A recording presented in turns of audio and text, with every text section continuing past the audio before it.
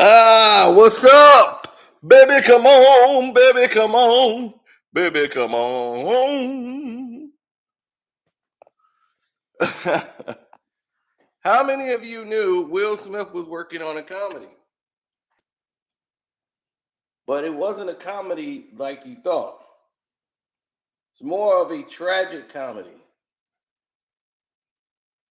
See, Will Smith called up Dave Chappelle because he wanted to do stand-up comedy. That's right, ladies and gentlemen. Willard Smith wanted to do stand-up comedy. And because he was interested in doing stand-up comedy, this presented an opportunity for a lot of people. Now, many people look at it and say, well, damn, what is Will doing? He just got mad at a comedian telling a joke. But he wanted to be stand-up. Dave Chappelle gave him time to open for him. So he only had to work on a 5-minute set. And Dave wanted to give him some advice on what to do when you open it up for him. Now, what people don't realize in this situation in time with Will, he wanted to give him advice to getting up on the stage because Will is curious. And the reason why Will is doing this is Will is trying to make a film, ladies and gentlemen. This is all research for a movie he's doing. Now, that's what makes this ironic, is that the irony of it. He was researching for a character in a film. I know because the film now is in limbo.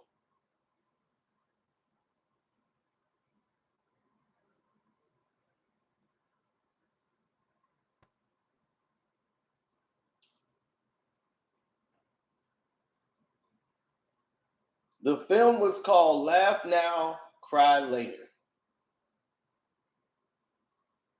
But it was almost like a punch drunk love. It's not like a comedy.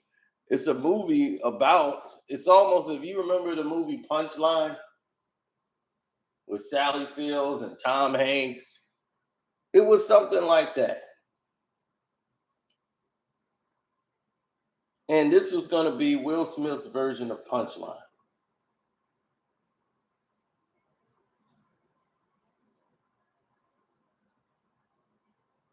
So Will wanted to do a stand-up.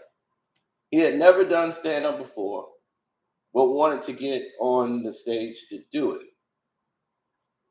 So Dave Chappelle was coaching him on what to do and what to learn. But this was all before the slap, ladies and gentlemen. This wasn't like after he got slapped. He's like, let me call Dave. That's not what happened.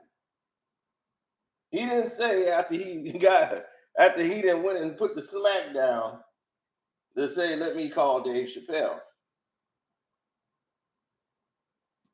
Yeah, Sister T, it's in limbo. Gilbert Arenas hit me up asking about you, Sister T. Who was this woman that talk about me every day and I never mentioned her name? And I was like, who are you talking about? He's like, Sister T. I said, oh man. I'm like, you must have got on her nerve.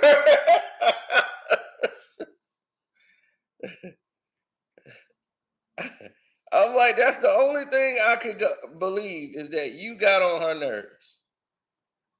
Man, they done messed my whole internet up. This is crazy. Like everything's jacked up right now.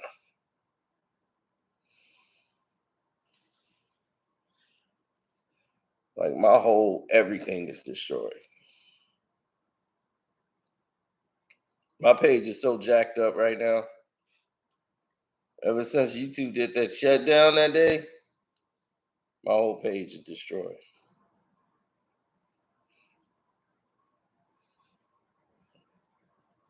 Nobody's been getting their notifications right. Everything. It's just been a mess.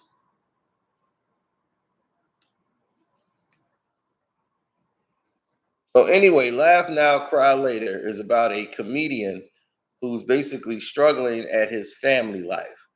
He's got a wife, and some kids, and he's ignored them because he's on the road like 40 times a week.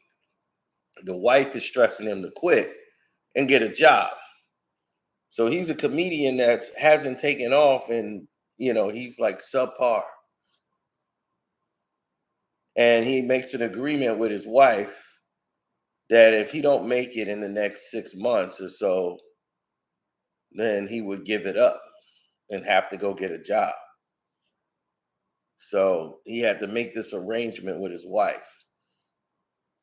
and he gets a break. Someone gets sick or something happens where the character has to go and fill in for somebody, and he kills it. His first time ever really killing it, and it like clicked for the first time, and he just was on fire. And just so happened it was some producers in the crowd that saw him kill it, and it ended up changing his life. Now, the story from there pivots to different areas, but that's the synopsis of the movie Laugh Now, Cry Later that Will Smith was producing. They were gonna, I don't know what's gonna happen with it now, but he was researching with Dave Chappelle about this film. Like films don't like you guys don't understand how films work. I told you it takes years before you actually see these movies. Sometimes 7 years, 8 years. So they start off with the script and they research it. It could go somewhere, it might not. But it's ironic that this comes up because of the slap and everything with Chris Rock and how he reacted. It's like, dude, you was researching a movie about playing a stand-up comedian. What the hell is wrong with you? Dave just sat there and was telling you about the life of a stand-up comedian.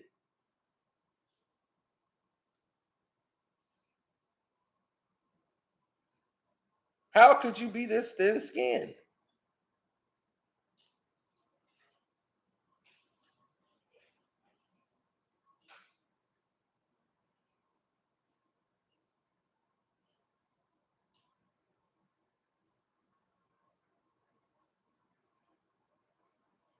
Was this gonna be a Netflix series? That I don't know. I thought it was a film. It was told to me as if it was going to be a film.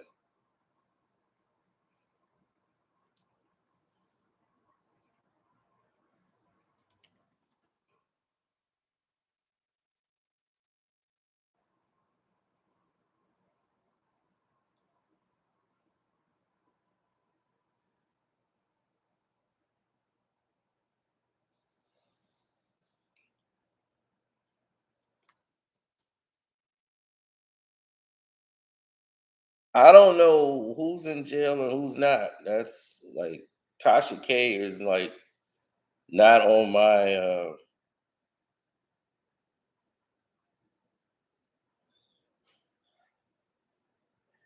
oh, thank you, Miss Antoinette.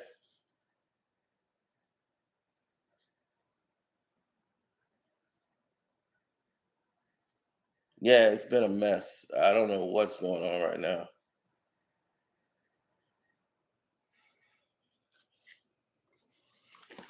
That's why it's like minimal everything is going on. My whole PC is like going crazy. Now, Will opened up for Dave because Dave allowed it. Dave said, okay, I got a show coming up. You can open up for me. He said, yeah, yeah. Next week, Wednesday, I got a show. So I got 7 days to prepare to do stand up for the first time. I love the fear confront, man. When we reached out, I was thinking 6 weeks from now, 12 weeks from now, Dave was like, cool, next week. Yeah, yeah. Yo, you call your brother, I come running, man. Yeah, you know what it is, man. I appreciate that. Love, man. Appreciate you, man. So I just wanted to sit with you and get some pointers and some ideas. I've never done stand-up. Like, I've never used my life to create material to try to make people laugh. Oh, okay. This is gonna be fun. Yeah. All right, so I'll run down a checklist. Yep.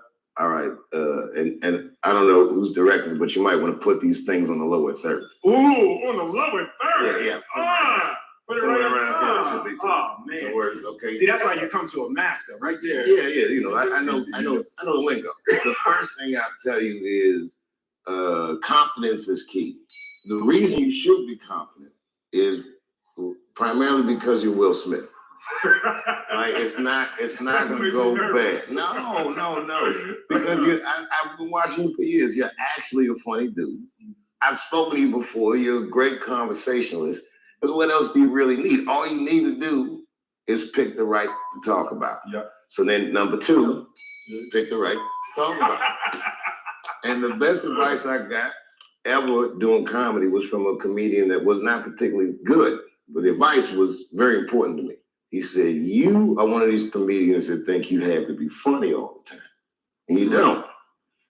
But you do have to be interesting all the time. That's deep. It works, man. Yeah. You have to be interesting all the time. So you just got to look at it like you're conducting a conversation with no rebuttal. Got it. They're talking back with their laughter, or in many cases, in my case, their disapproval. But especially someone of your stature, if they can feel you, they'll never forget you. They'll be like, okay, this is the greatest this ever happened. And you can tell them about anything. The more embarrassing it is, the more relatable you are, because everyone thinks you're perfect. Nobody's perfect, but it's fun to be self-aware in front of people. And then a lot of times they forgive themselves for something. Just hearing somebody work through something. That's beautiful. Yeah, it's fun. I've had a lot of historical wins. Now, as you can see,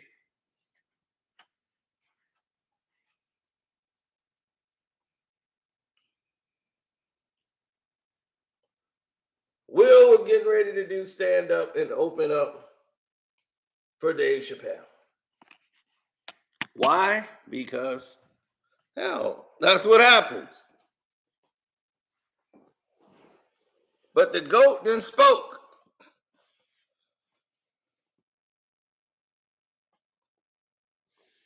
But my thing is, you were working on a stand-up comedy movie with other comedians.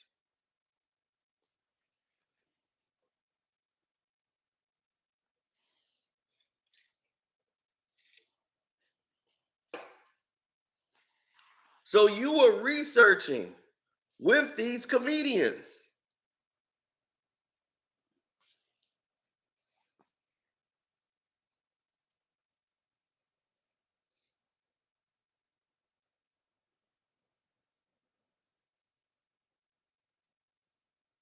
Exactly. Hit the like button up for that.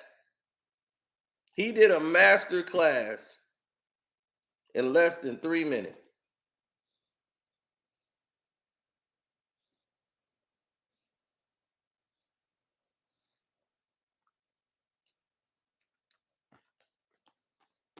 If T.I. got that role, I'm out the door.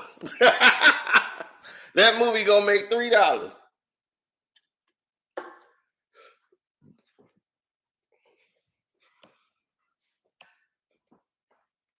Laugh Now, Cry Later is the perfect title because you're talking about a film.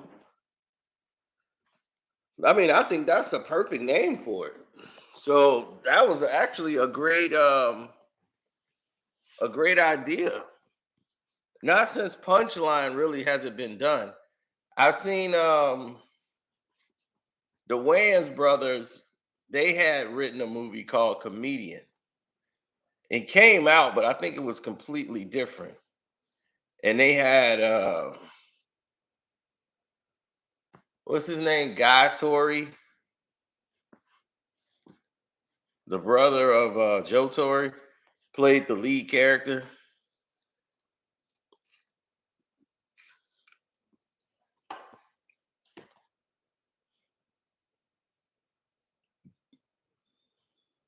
I think Kevin Hart was in it too. He was the popular comedian, but he wasn't the Kevin Hart yet. But in the movie, he played like the top comedian, and he had this mannequin. He used to do the mimicking on stage and all this. Then he had a flip out scene. Then he found out his comedic buddy or whatever was actually gay. Then that they were roommates and stuff, and he came home and found him with the dude. It was completely crazy. But the Wayans brothers, I think, wrote that. Like Damon and Keenan and Ivan Wayans wrote it, and I think it was titled Comedian. I remember reading the script for it when it was done, and it was basically a comedian who was on his way to rise, and right before his mentor was giving him all this advice, and right before he goes on stage, this guy does his whole set, stole all his jokes. The guy who was giving him advice and bringing him along right on his big day, he goes out before him and does all his jokes. And it's like, I just taught you the biggest lesson in comedy. Don't trust anybody.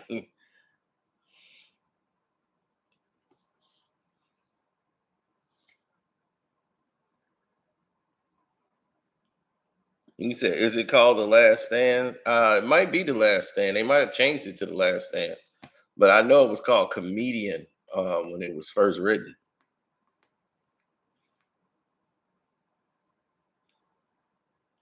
Well, Greta, even though Will Smith's like you said, Will Smith is a $400 million man. Why would he be worried? Well, there's a major problem with that. Even though he's 400 some $million individual, he's never done stand-up comedy. See, there's a lot of comedians. Like Tom Hanks is not a stand-up comedian. He had never done stand-up before.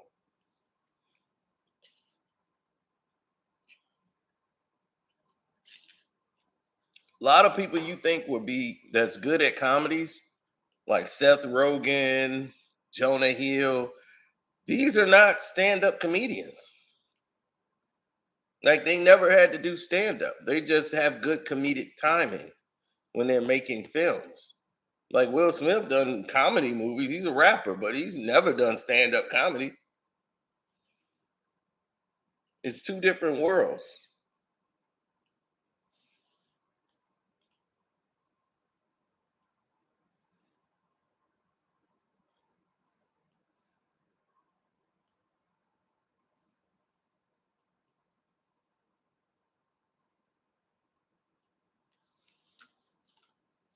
So him working with Dave and Dave giving him that little bit of time, that meant so much because you notice he didn't go to Chris Rock. You see, he didn't go to Chris Rock. He went to Dave Chappelle. He didn't take any pointers from Chris.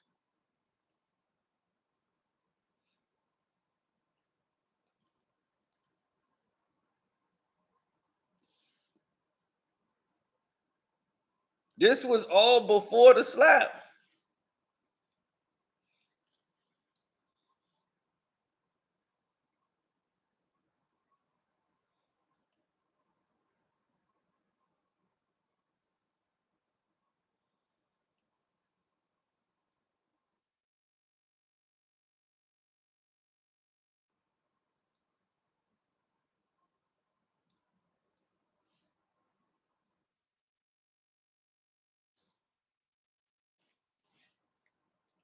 That's because many people don't see it the way we see it.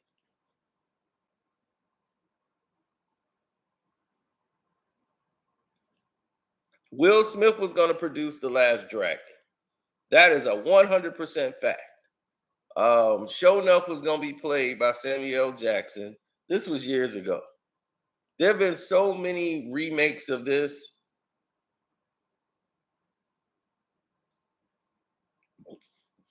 One sequel was going to be made in the 90s. Yeah, the one that Samuel Jackson was gonna sign on to do the and play Show Enough. He agreed to it. They couldn't get the funding for it. Nick Cannon was gonna play the son of Leroy. It was crazy. Ty Mack was still gonna play the role of Leroy, but it was gonna be like the children. Show Enough had a son, and he was going. Show Enough was gonna teach his son, and then Nick Cannon was gonna play Bruce, the son of Bruce Leroy, and then the two sons are gonna like have it out. That was the original script, what they written out.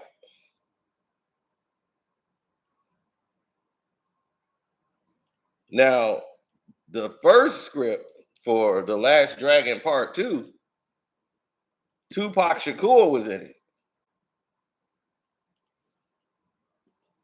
That was in the 90s when they was finna redo The Last Dragon the second time around. Tupac Shakur was being casted to be in the movie. They wanted to. Who was they gonna get for I can't even remember at the top of my head, but they did have somebody to play Vanity. God, oh, play Laura Charles.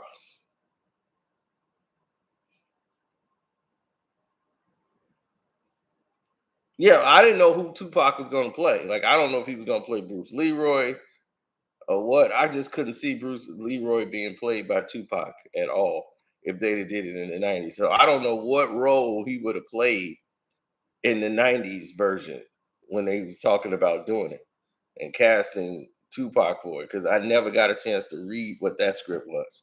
But the script with Samuel Jackson was supposed to do it, and Nick Cannon was going to play the son. The only reason I know of this is because of Nick. So, like, I knew it was everywhere with Samuel Jackson accepting the fact that he was going to do the role. That's made it huge. And they was thinking that would get the bank and everybody going for the movie, but they didn't see it as bankable.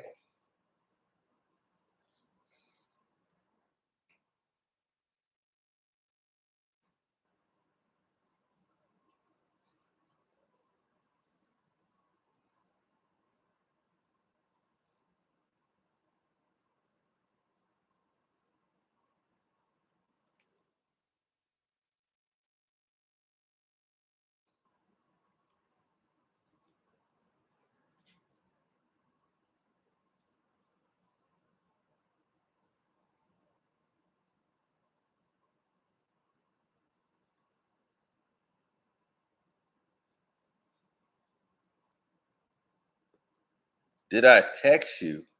I don't even know who you are. Why would I be texting you? So that probably was I don't know.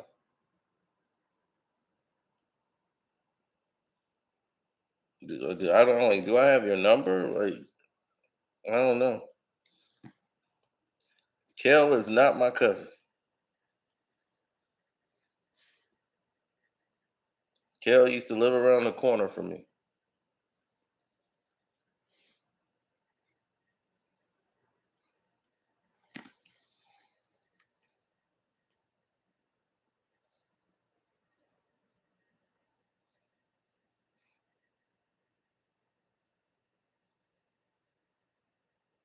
Hmm.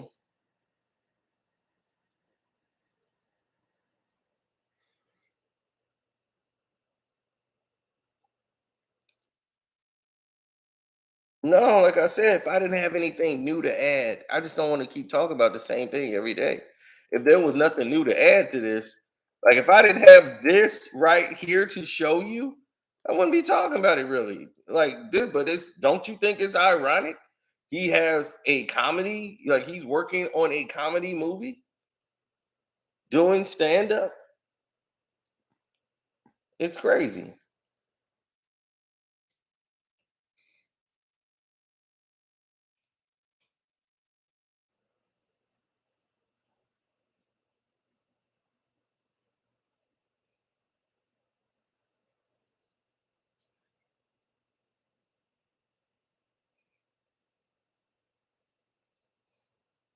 Cousin of Cena.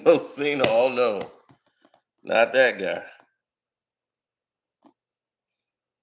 I got enough cousins.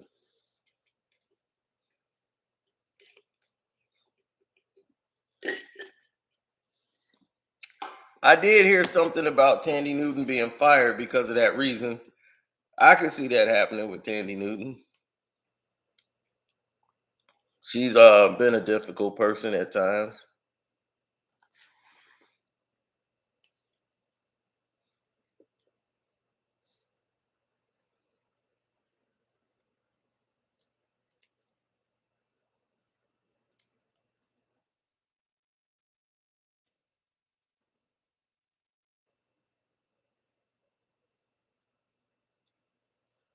Well, no, they've always it was been tension. This goes all the way back to the Oscars, back in 2016.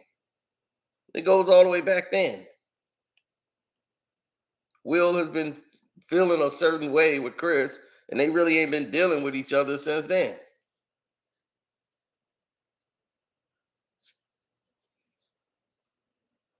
But that's what's crazy about it is that Jada and Chris Rock they've done more business together than actually Will Smith. People forget they was in Madagascar. They produced the film. They did like 3 of those together. They was on the tour. They did all that. People forget. So they got more of the chemistry around each other.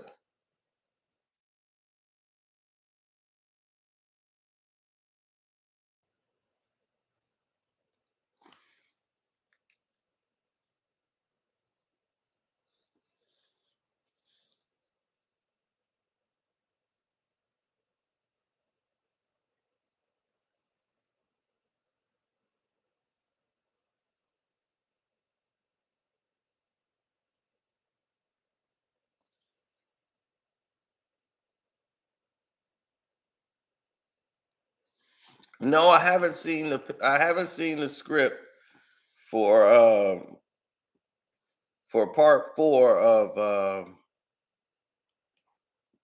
what you're talking about, that film. No, I haven't seen part 4. The script for Bad Boys 4. They've only written like 40 pages. They're like writing as they go. It's not like they've written the whole script out. They have the story pretty much of what they want to do. Like they said, they sent like Will like 40 pages so he could see the script.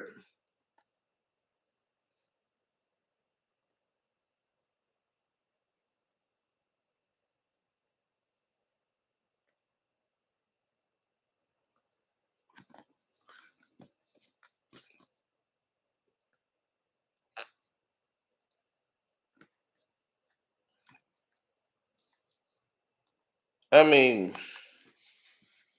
Tandy Newton, she just came out with the Me Too stuff and she blasted Tom Cruise.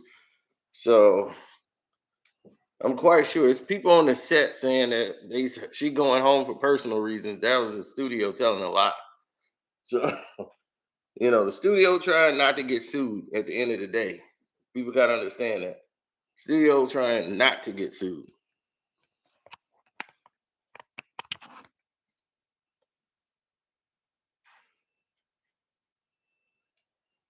So people are used to me doing things well.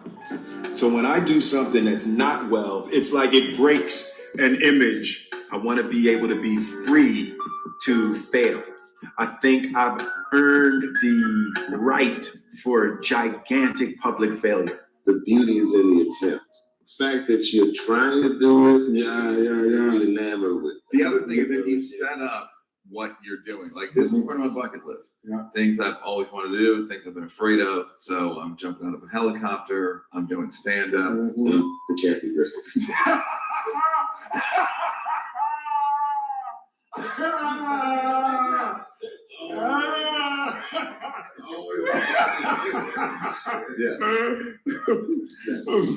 And it's never been more dangerous.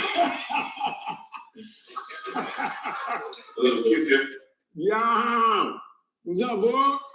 Yeah. It's Will. What's up, man? I'm not, and listen, I was like, if that's tip, you got trust me, we in Vegas, we're gonna easily get 3 dice.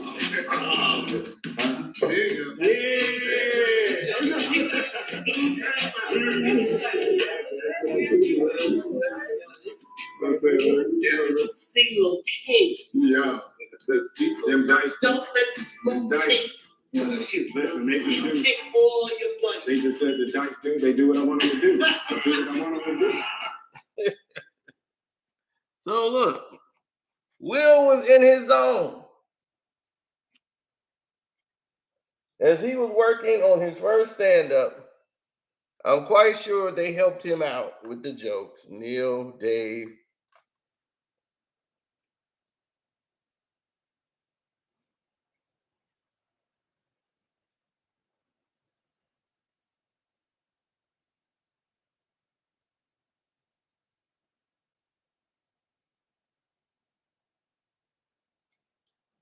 Yeah, but Will was actually working on a movie. That's why he was there. Dave was on tour and said Will could open up for him for one of his shows. Now, Will is researching for a role. That's what I said. He's going to play a role in a movie called Laugh Now, Cry Later. That's what it's titled. And it's basically the punchline for you to remember the movie Punchline. You guys are probably too young to ever remember that movie. Tom Hanks, Sally Field.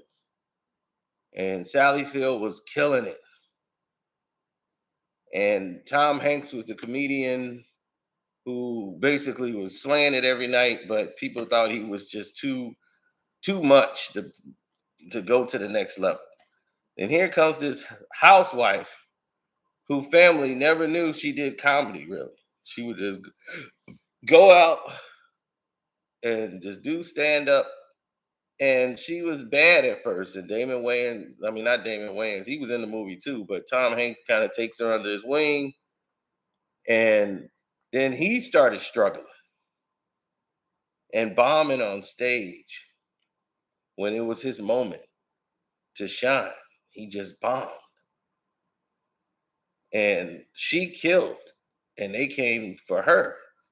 And then he came up there and slayed it the night, and they didn't want him. They wanted the girl, even though she was not as good as Tom Hanks was. They wanted her. And she said, nah, I gave it up because he deserved that spot. I'm a housewife. And she just went back to being a housewife, which was really ridiculous ending. But Tom Hanks ended up getting the spot.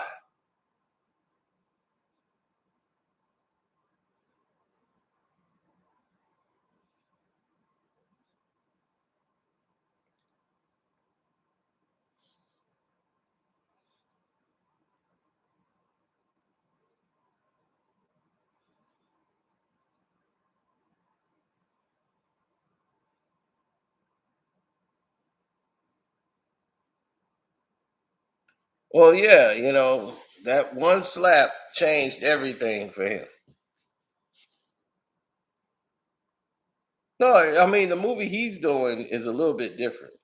He's somebody who's married with children and goes out and does comedy. His family knows he's a comedian. And basically, it is putting a strain on the family. He's not home. The kids or the wife is basically holding the family together while he's out there basically trying to make a living doing this. And he's, basically not a good person. He's got vices. I'm not saying he's on drugs, but in the title of what they said, it says he got his own vices. So he might have a gambling problem, drinking problem, a women problem. Who knows? But he's on the road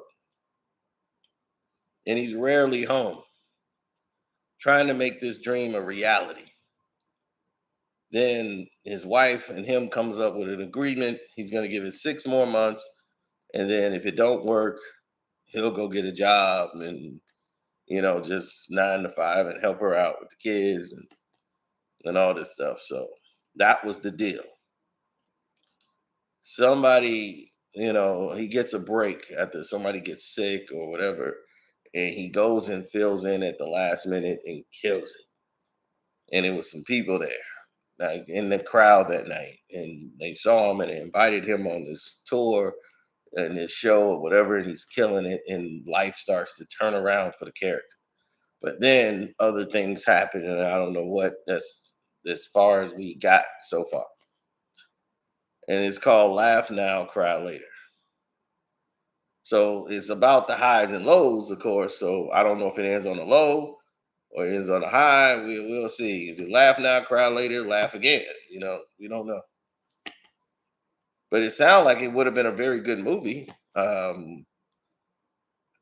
Will was, researching for the character by doing stand up and going out on stage so that if he goes out for this film, but who knows now? Now that's probably burnt up in smoke.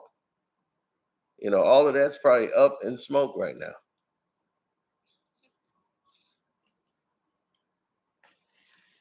That's the thing about the comedy game. Yeah, and that's sad because you would have had Dave Chappelle in the movie probably as a cameo, and some of the upcoming comedians. Now they've all turned on Will Smith. It's like a united comedian front against Will Smith, and he was about to do a movie about comedy. This is like crazy to me. I'm like, wow.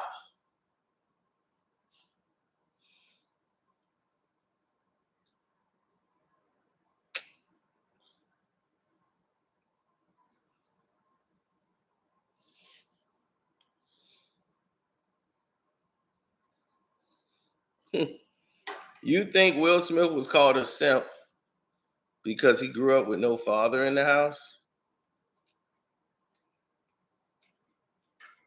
Oh, wow. You got a lot to learn, buddy.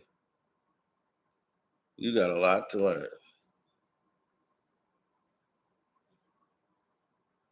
Will Smith is called a simp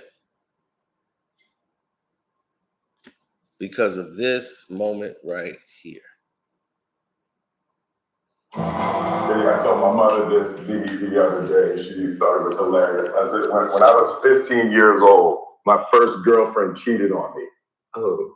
And I remember making a decision that nobody would ever cheat on me again. And the way I was going to do that is by being the biggest actor on earth.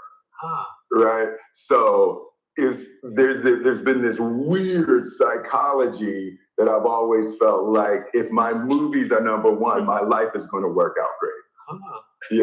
And like I said, oh, that's just you said that. Weird psychology. Now, that's what makes him a simp. That thinking since 15 years old. This is going to make sure no woman ever cheats on me again. Well, guess what, buddy? It didn't work.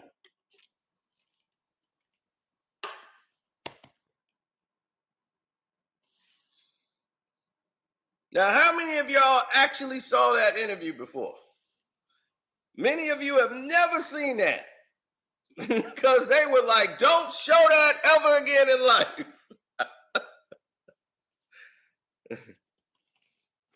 Because they know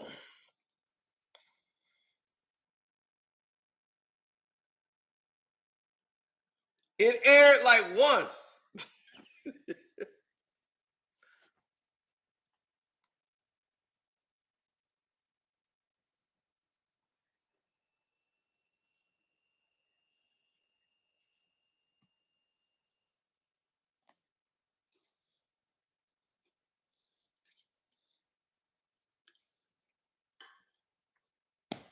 Sam's laugh said it all right. Sam laughing like this dumb motherfucker.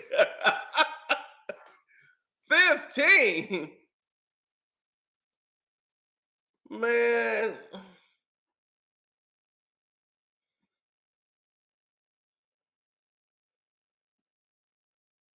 I told you it's nuts. This kind of behavior is what holds people back.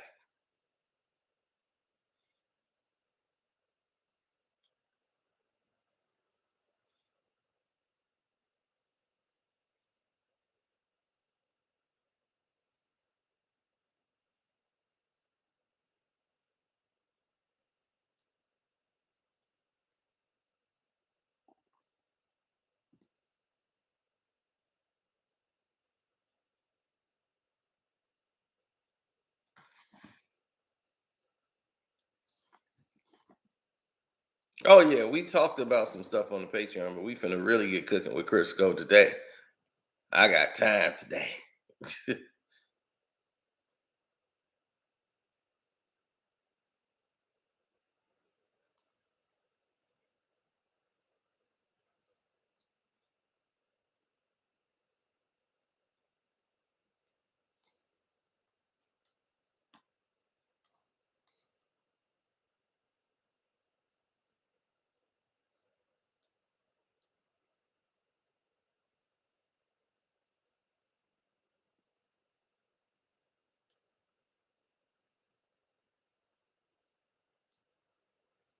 Hmm. No, not really. You talking about Casino Hall? Just go to the Patreon, patreon.com. Look for Casino for Life.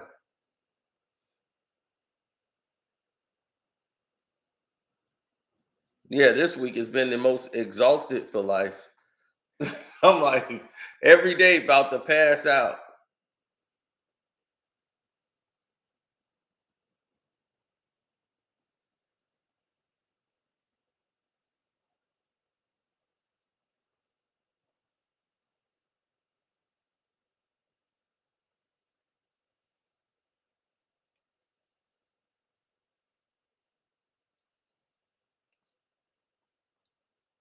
Oh, the NBA playoffs. I'm just waiting on the 76ers and Brooklyn to play. Just go ahead and make it up. I don't care about no other games. Put that series on right now. Brooklyn Nets versus the 76ers. Let's go. That's what I'm about.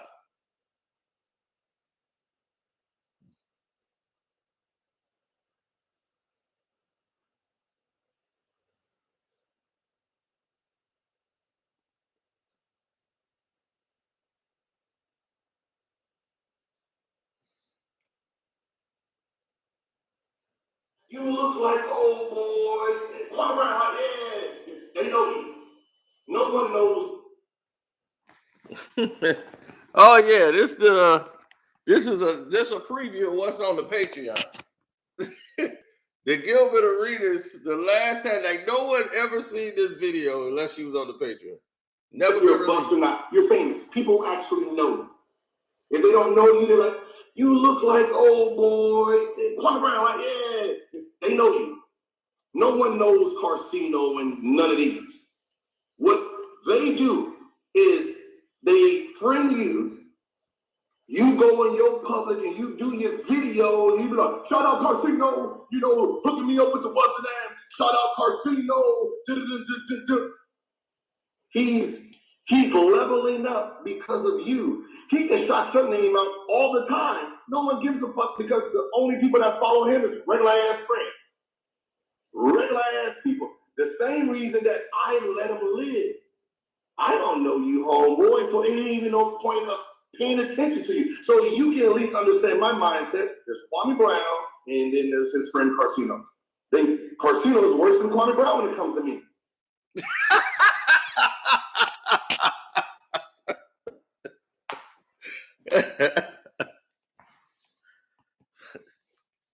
Oh wow. So if you go on the Patreon, you'll get to see my response to that, which was epic. That was about a month ago on the Patreon.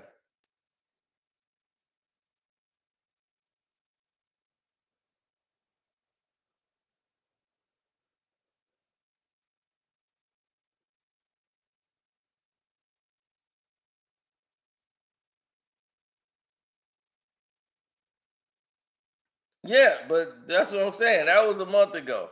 But yet, oh, I didn't even know Gil responded, Sister T.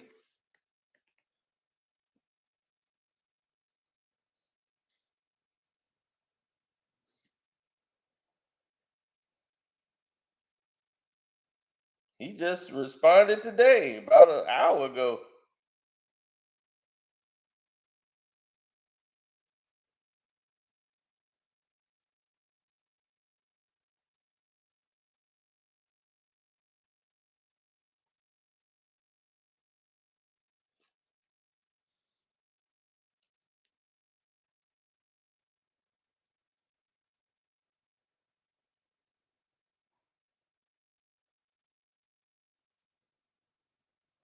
Unbelievable.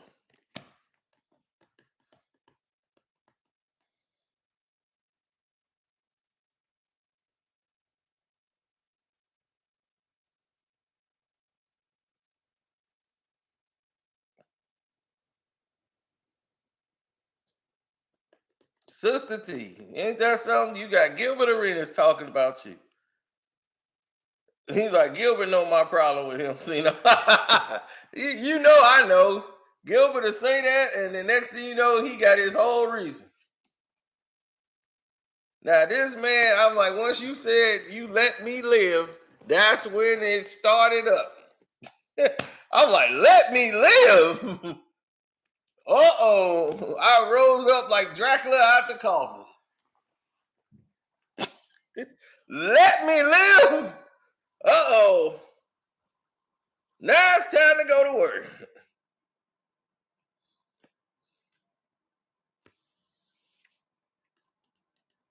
He's been sneak talking about me, obviously, because he just brought your name up for no reason in this chat. And I'm like, because I didn't know who the hell he talking about. I'm like, who the hell are you talking about? But he don't care about what other people say. He's above all this. But yet he seemed to remember every single person that's speaking about him.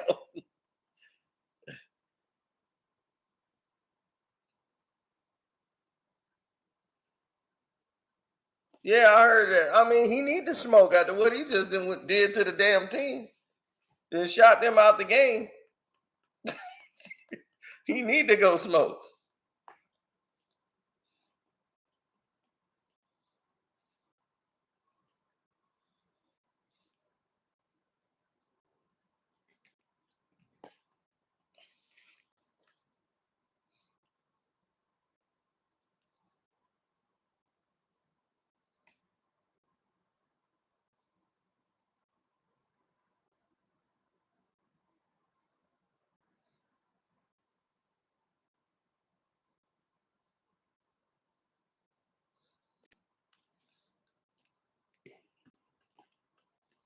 Yeah, I know, right?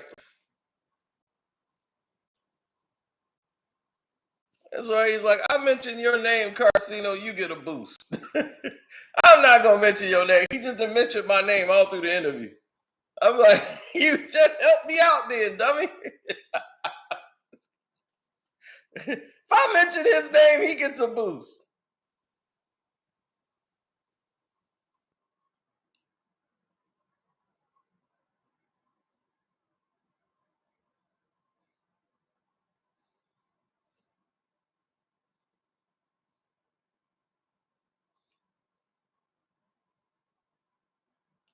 I don't even know what this is back there. I'm like, what the hell is that thing that came in the mail? Who sent me that? I had to go check and see what that is. It's been sitting there for 2 days. That's that's been sitting there for like 2 days. I'm like, what the hell is that?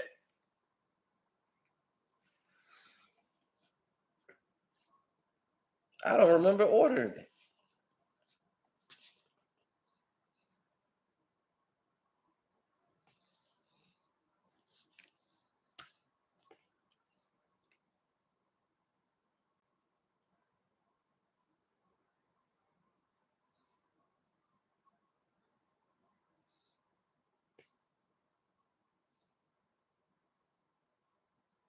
Oh, let's hear Gilbert talk that shit about me. Carcino's worse than Kwame Brown when it comes to me. I pay him no mind. He's a nobody. The only thing he's gonna get is boost. He's just gonna get a boost. That means he gets a boost. That means his check goes up a little bit. Now I'm making him money.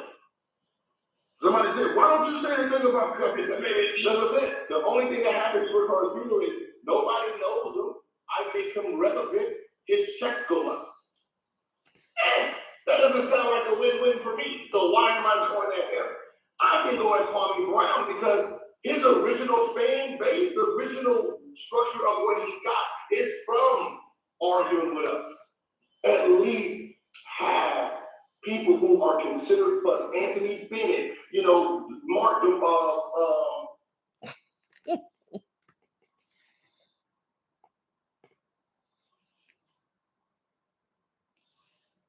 Exactly. he keeps saying,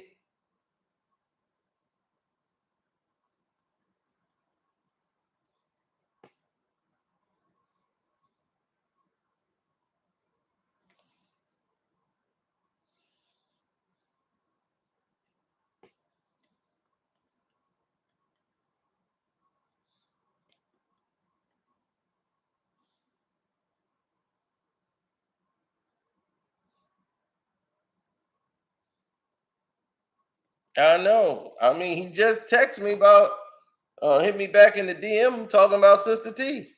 Just about less than an hour ago. I didn't even know he hit me back. I didn't know him and Sister T had a problem. And I'm like, why are you talking to me about it? Like, he just brought it up. That's what I'm like, who? Who you talking about? Sister T. I'm like, well, you must have said something to piss her off, Gil. You must have said something to get on her nerves.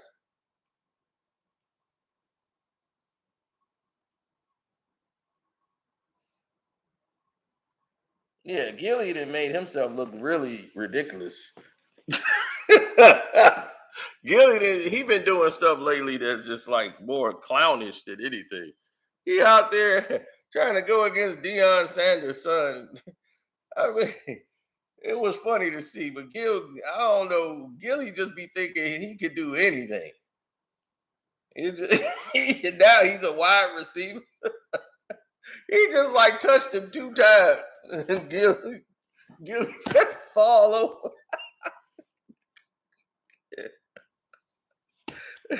I mean, like,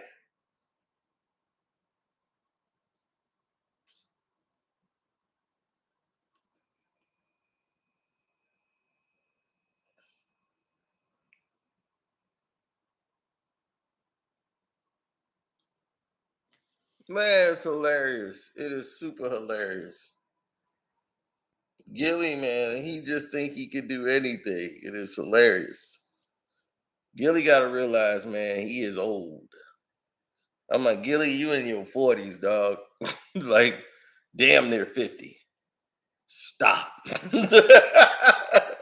If you're not 50 already, stop.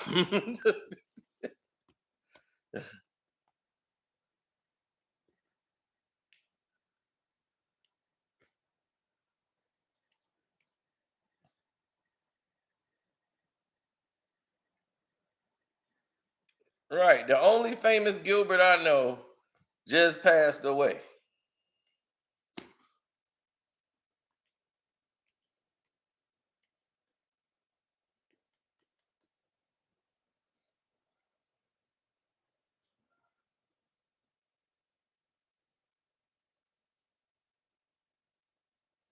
Oh no, that's old. That's old, Kwame. That's old. Gilbert on here crying about Sister T. He just sent me some an hour ago talking about Sister T. I don't know what their problem is. And that's what I told him. I'm like, who are you talking about? That's I'm like, who? He was complaining about Sister T. And I'm like, he's like, Sister T. I'm like, who? What are you talking about? I'm like, you must have gotten on her nerves.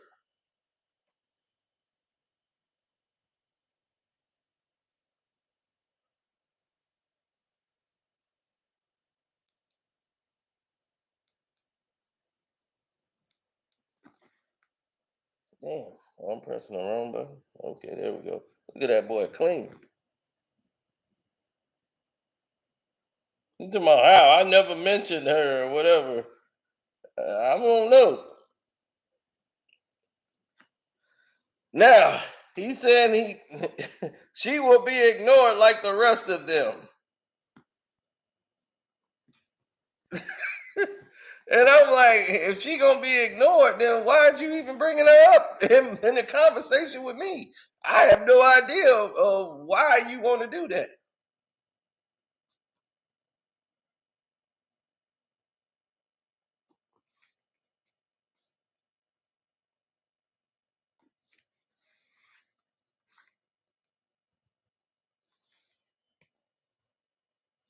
But that was a month ago, and I was like, well, Gil, I'll address you for the last time. That was a month ago. I haven't said nothing about Gil.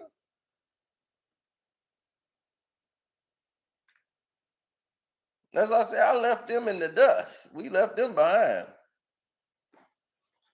But I told you, Will Smith, his psychology when it comes to thinking, he has to have control of everything.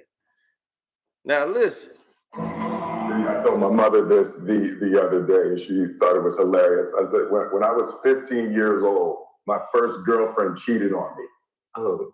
And I remember making a decision that nobody would ever cheat on me again. And the way I was going to do that is by being the biggest actor on earth. Ah. Right? So there's been this weird psychology that I've always felt like if my movies are number one, my life is going to work out great. Oh. You know, and like I said, oh, that's just weird. So let me get this straight. I told you they never showed that again. They never showed it again.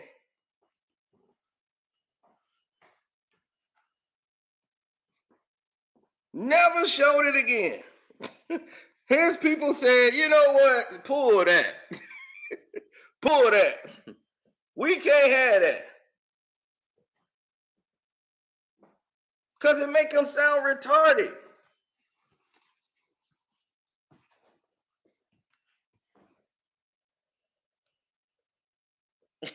He's like, boy, that didn't work. Of course. You made a thing at 15 years old that you're going to control how women think, and hey, I'm going to be the biggest star in the world. That way she won't cheat on me. You end up becoming the biggest movie star there is, and your woman still went out there. She was still in the field.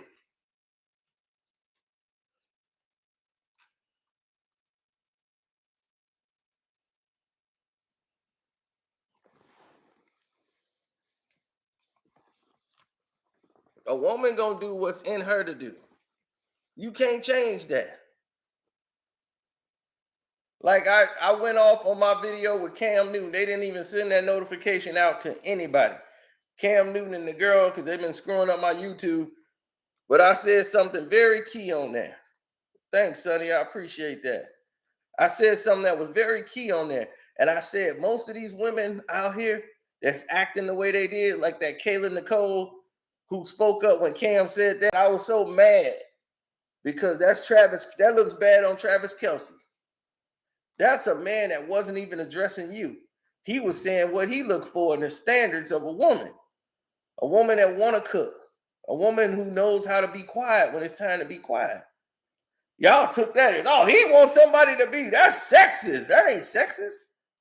That's a man telling you there is a time and place for a woman to speak, and there's a time for a man to speak.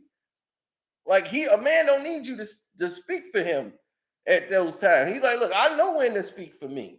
Don't try to speak for me when this is man talk. You come up there and want to make a comment on it. Talking about he need to go marry his mama. He's saying this is why my daddy and mama have been married for 36 years. That's why they've been married for 36 years. It's because my mama doesn't know to cook, and she don't cross her father, his father, when it's time to know, the wife's place. Let a man be a man. And that's why these women running around out here single, thinking that's because they got a good body or whatever, that could make a household. You can't hold a household together. You know what I mean? Them women out there empty right now. If all you thinking is what you can get out of the man, and they got women out there, the mothers that's raising these kind of women. You got to look at that. People don't look at that. The mothers are training their daughters to do this. Go and get what you can out the man. They ain't telling you to build a family with this man. They ain't saying, okay, my life was screwed up. The man played me. I want you to actually have a family. I want the better for you. They saying, no, the way I got him, I want you to go get all the men too. You want them to be bitter at all men because you got played. You got played by a man, so now you got to go and have your daughter put that torch on another man.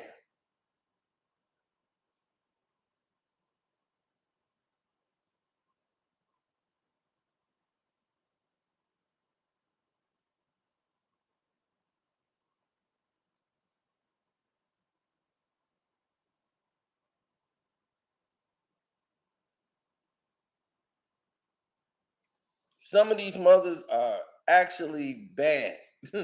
They're very bad. They out here got their daughters doing some of everything.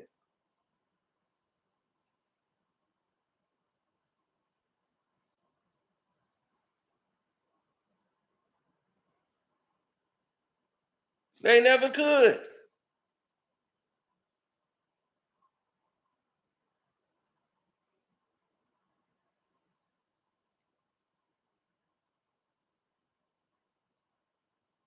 So when she spoke what she did, it came from the mindset of a small woman. That's why she's not married to Travis Kelce now. They've been dating all these years. That's why Stephen A can go ahead and flirt with her. Because he know he can. He wouldn't have did that to nobody else. Not somebody else he feared. He can do that to Travis Kelce. He's like, oh, Travis Kelce got her. Oh, I'm going to flirt with her.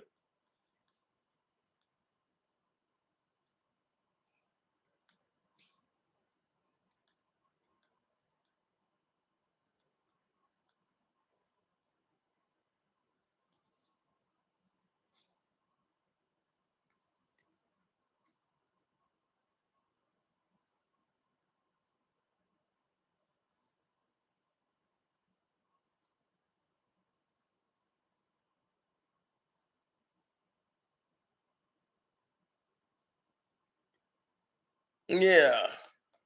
Man, do you realize I still got friends believe all that is fake still to this day, 2 weeks later? Man, that was fake.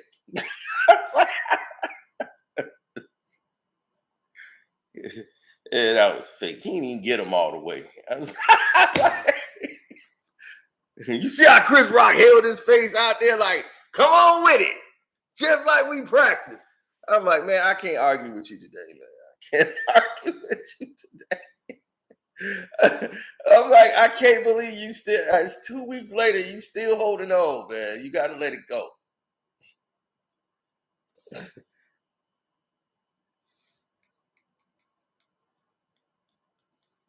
Yeah, fake Grunk. That's what I call him, fake Grunk. He's soft. And you could tell who ran the household, who went running back to who. He went right back to get this woman after he didn't saw her parade around the industry. And what is she known for? What's her expertise? What she do for a living? Oh, she just look good. And she wonder why she ain't got no ring.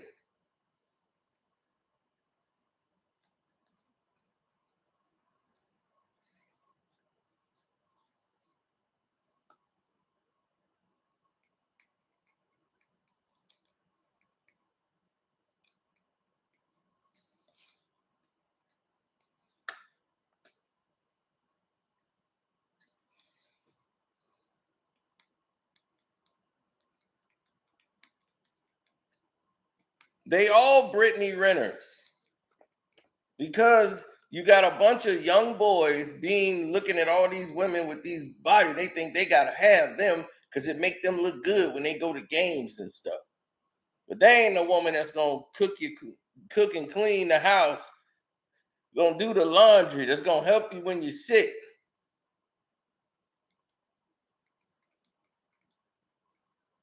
You got a condition, you have a allergy, a shrimp allergy. She gonna remember, hey, I got shrimp in there, can't have it. My husband can't eat that. She gonna be on it. She holding you down the same way you supposed to hold yourself down and hold her down. Y'all got each other back. That's a team. That's a marriage. That's how you last 30, 40 years. That's what people looking for. You see the married couples out here now. Do they all look like Beyonce or Kim Kardashian and all them? They don't look like that. But you know what they got? They got their man, they got their kids, they got their life. While they walking around here prancing around, the majority of them walking around ain't married.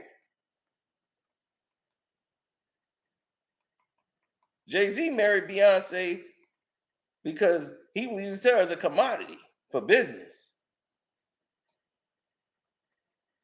That was not a marriage out of love. If it was out of love, he wouldn't be messing up, would he? Kanye had Kim K. He screwed all that up, didn't he? So if they so beautiful and so perfect, why these dudes keep running out, looking for something else?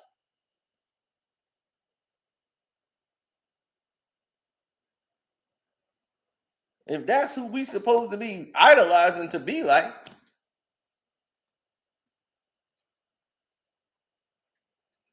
no offense to Beyonce, but I know of Beyonce's education, and I know Kim Kardashian. Do you want them educating children?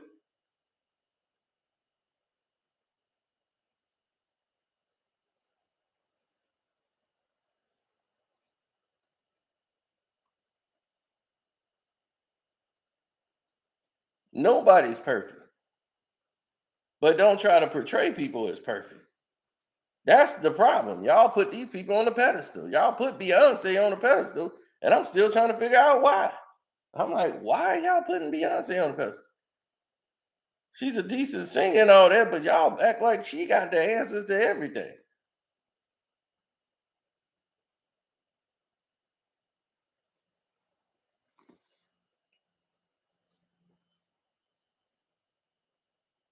That's the queen. I'm like, the queen.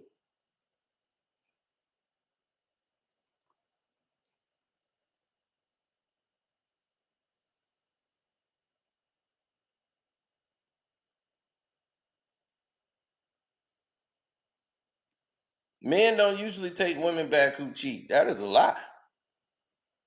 That is a lie. Men take women back that cheat. They want them even more. For a man, it damages their image. Like, man, she cheated on me. I better get her back. Because now if I lose her forever, it looks bad on me.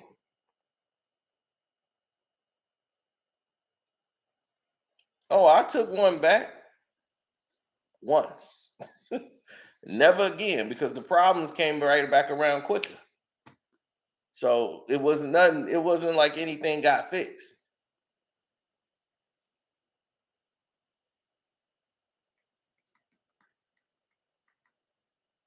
But as I got older, you know what to look for. Trust me, I got the video is coming out. Hit the like button too while y'all here. But the video is coming out. Y'all gonna see it. You can't miss it. The video is coming out. I got a video explaining basically all this stuff. Basically what I'm talking about right now. I just gotta wait and see when I'm gonna put it out.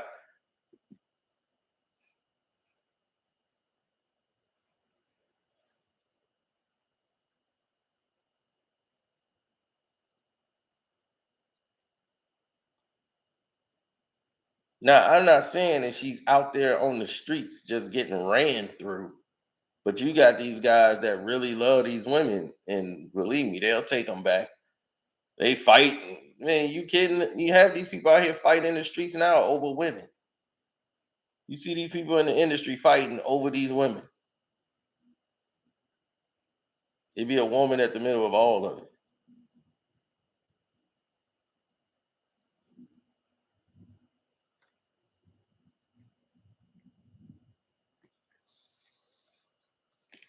I mean, seriously. I'm not saying because a woman looks good, she can't cook or clean or take care of family and educate. That's not what I'm saying. I'm saying is that the majority of these women that are out here are not preaching or even promoting family values. They're promoting, I'm trying to get me somebody with money. They're out there promoting, look at my body. And that's all you need to be focused on is my body till I find a suitor. Hopefully he got money so he could wife me up, take me shopping, just so he could sleep with me whenever he wants and all this stuff. And we have kids. I'm gonna trap him with a baby. Having kids just to trap somebody to keep them in your life. And they try to do it to you at an early age. So when you get hit at an early age with this, you stuck. Didn't y'all see Winning Time? Didn't you see Winning Time? Y'all watching that show? See, the key things you need to focus on is what's happening with Magic and what he was doing. Magic was out and he was like, "You love me, and you know I'm on the phone every night in the other room talking to Cook. Why you love me?" Like she's like, "I see something in you that you don't see." No, she saw the dollar signs. Saw she kept overstepping her bounds, not knowing when to be quiet. Magic didn't like that. Magic don't need you to speak for him. He don't need you to go to the hospital. You ain't told him you went there. Talking about you his publicist and all this. You trying to make yourself his publicist. Now you done worked your daddy in a position where the daddy is in there doing business deals for Magic.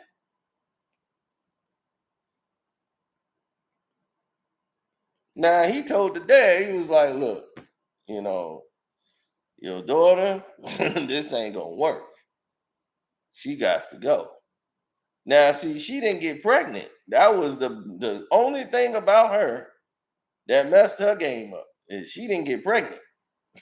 If she'd have got pregnant, she'd have had him. But she saw him as her way out of Lansing. She was going to UCLA or USC or one of them. And she's like, "I'm going to Cali anyway." She wanted to go out there because they knew he was going to the Lakers. She wanted to be right out there so she could stay in contact. Like, we need to keep in contact when you go out there because she knew what was up.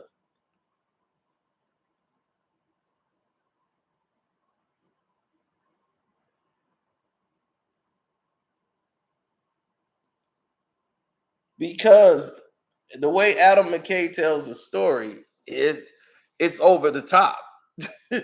And of course, it doesn't show them this is not the Lakers they want to show. But this is what was going on the Lakers, and 10 times worse. This is the mild version. I'm like, dude, they are way showing y'all the mild version. You ain't seen the blow yet. You ain't seen all the people sleeping with each other. You ain't seen all the craziness.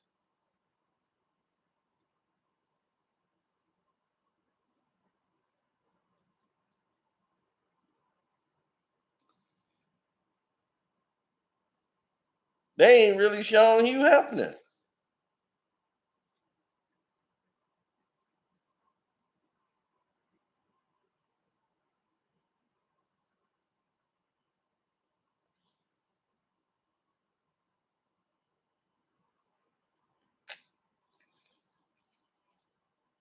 I'm glad they touched on the Tarkanian story when the shark was coming over to the Lakers and how that went left.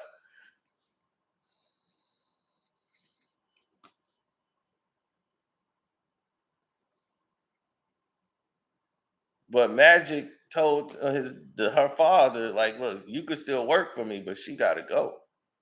And you think the dad, like, "Look, business is business. I love my daughter, but yeah, I'll break it to her easy that she can't mess up my business. She got to go home."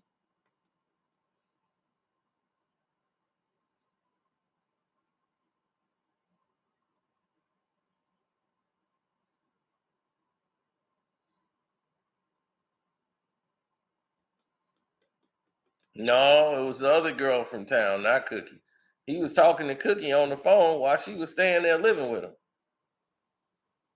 She was washing his clothes, doing all his laundry, and taking care of him.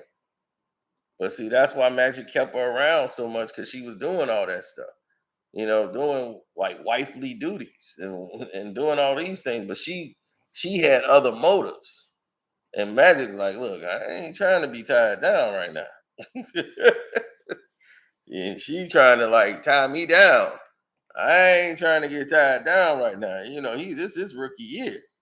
So he like about what, 20?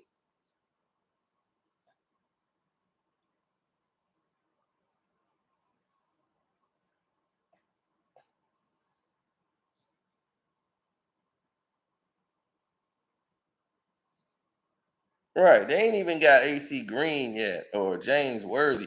That's when it gets even more crazy when James and AC get there. By that time, they're in full swing. They the Lakers. This is the beginning of it. Like they ain't really a household name yet. They just, getting some wins under their belt. Once they won the championship, that first year, first 2 years, that was it. And they won the championship in 80. And nobody even cared they didn't win in 81.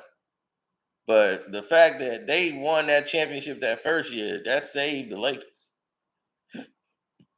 Dr. Buss would have had to sell the team right after that year. After that first year, he would have had to sell the team because he filed for bankruptcy because he was out of money. He put all his money, borrowed money, loaned money, everything he had into that Forum Club and everything else.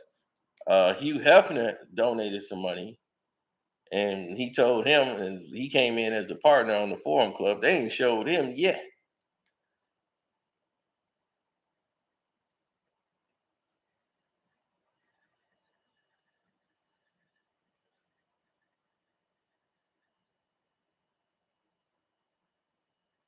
I don't see Mike Epps as a good Richard Pryor.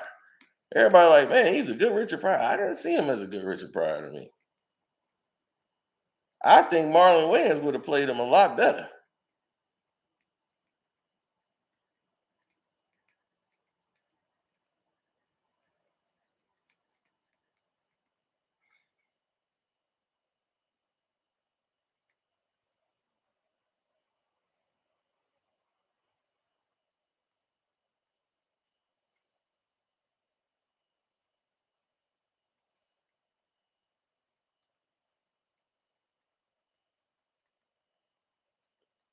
He was supposed to do that movie, and Eddie Murphy was going to play Richard Pryor's father. They had a lot of people. Oprah Winfrey was going to play um, his mother that ran the whorehouse. Oprah had signed on to play his grandmother that raised him, that ran the whorehouse in the Richard Pryor movie, and his father, who was the pimp. That was Eddie Murphy was going to play the father of Richard Pryor.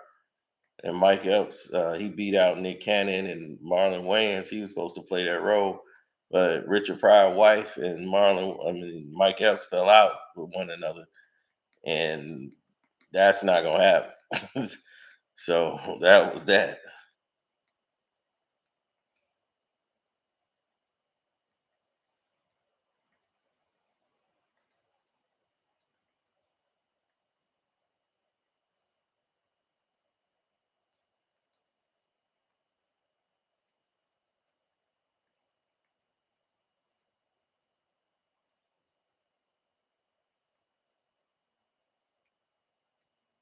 Yeah, Mike Epps got range. I'm just saying he ain't got Richard Pryor. I don't think he got Pryor down. He could do Mudbone. When he do Mudbone, then yeah, that's when he do Richard Pryor well. So they was like, oh man, he did Richard well when he was Mudbone. He got that part of Richard down, but other than that, I don't think he got Richard.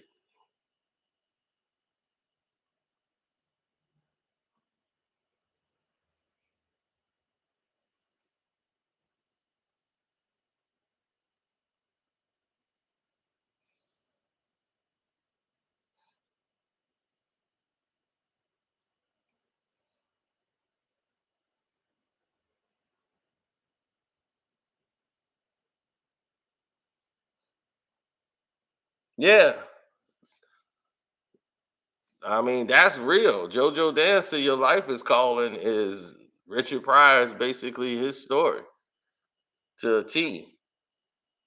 Like when his girl slept with one of his friends, and he was like, "Hey, man, I thought it was cool." And Richard really cared about that chick, and his friend slept with her, and Richard beat the living hell out of him because he couldn't hit her. He was like, "I want to hit you, but that's the only reason I'm beating the hell out of him." And that guy who used to, yeah, it was politics why they didn't take Marlon. But Marlon to me is a better Richard Pryor. I've seen Marlon do Richard Pryor, and he's got Richard. Like he gets it.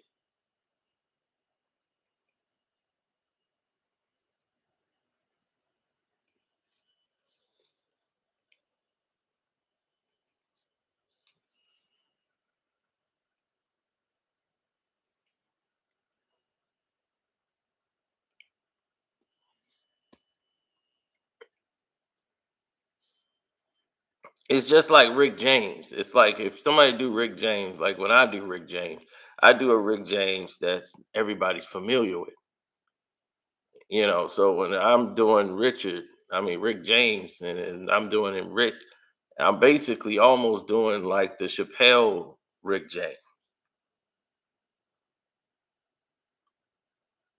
because y'all relate to that Rick James more as far as the style of the voice. But Rick really sounded entirely different in real life. That's just over the top Rick James. The Rick James didn't actually talk like that. And I was like, I remember I did the video. I actually showed you the difference and actually did Rick James' voice, actual voice of what he sound like when he talk. And the way Chappelle did it is it's hilarious. But everybody relate that to Rick James.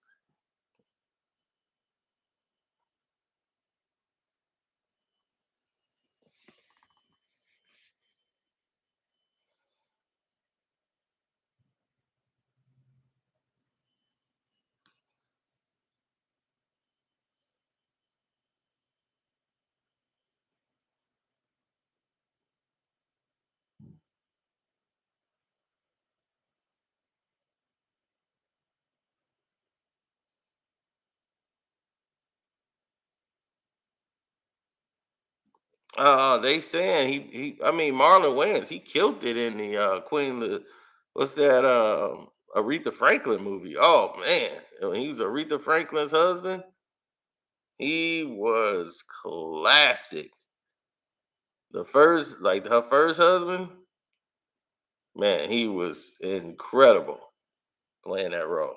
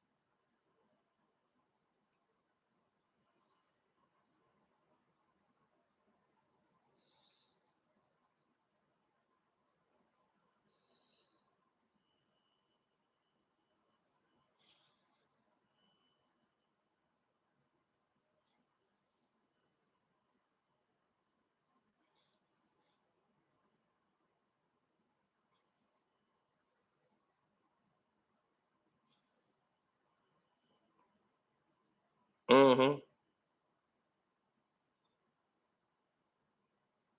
that's his claim to fame now.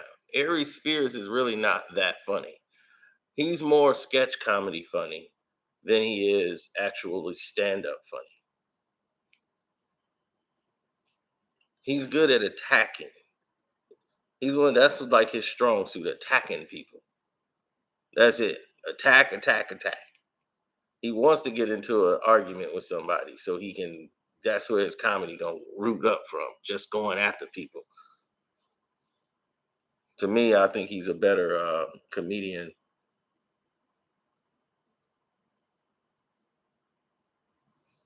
when he does sketch comedy. It's just like Chappelle. To me, Chappelle's stand-ups weren't as strong as his sketch comedy.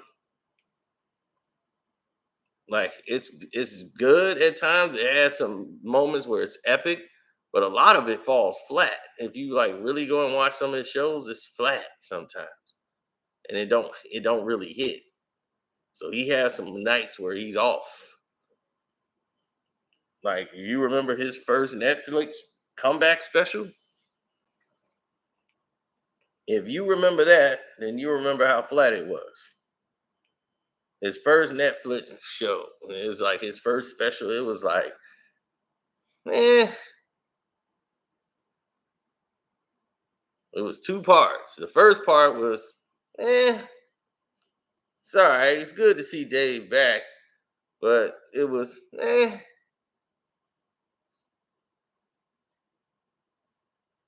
But the second part, now that was fire. He killed the second night. That first show was, eh.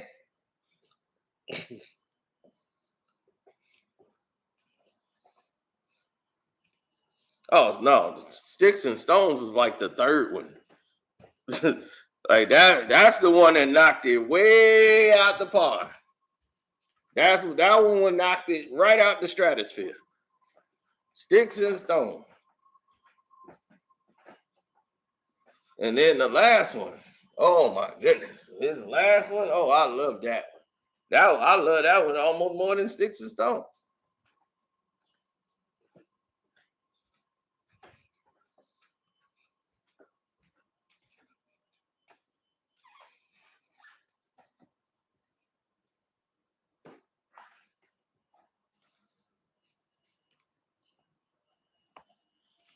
Yeah.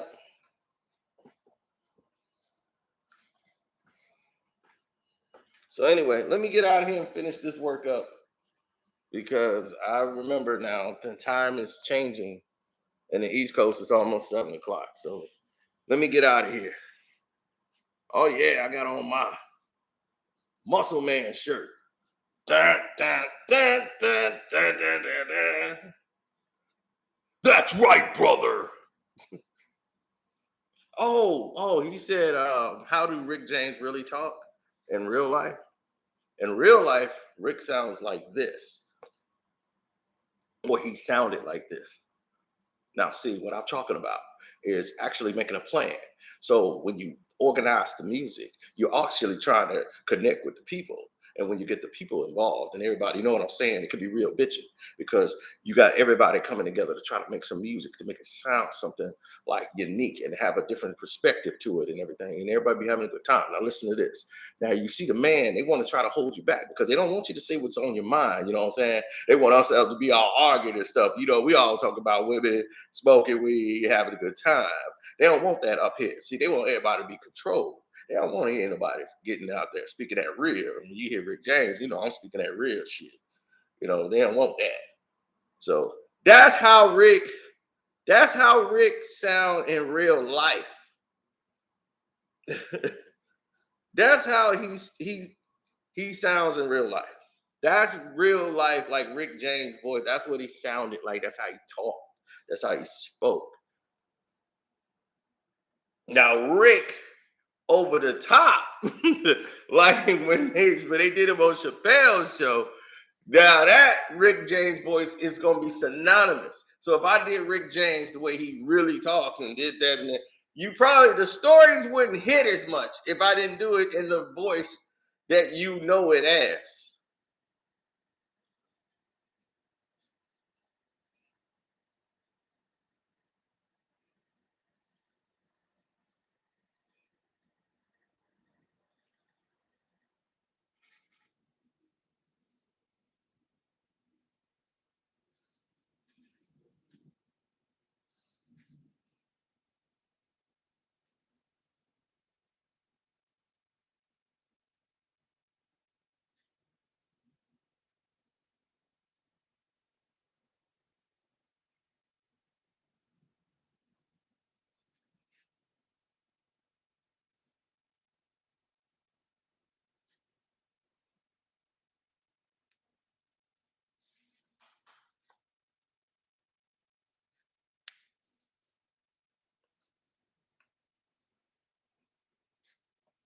Yeah, I need to get out of here quick. I didn't know this much time went past. We was having too much fun.